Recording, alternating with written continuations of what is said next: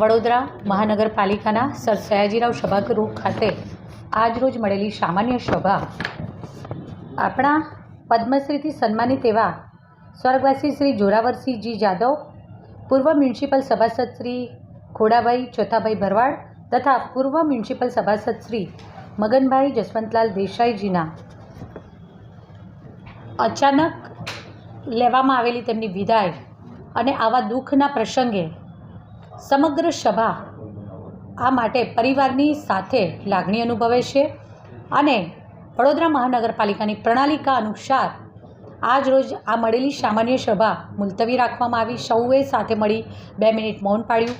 ઈશ્વર તેમના પરિજનોને આ આવી પડેલ દુઃખ સહન કરવાની શક્તિ આપે અને આ માટે સમગ્ર સભા તેમના પરિવારની સાથે લાગણી સાથે જોડાયા છે અને ઈશ્વર તેમના આત્માને શાંતિ આપે તે માટે 2 મિનિટ મૌન પાળી ઈશ્વરને પ્રાર્થના કરી અને આજની આ સભા તારીખ 24/11/2025ના રોજ સાંજના 5 કલાકે મળવા પર મુલતવી રાખવામાં આવી છે।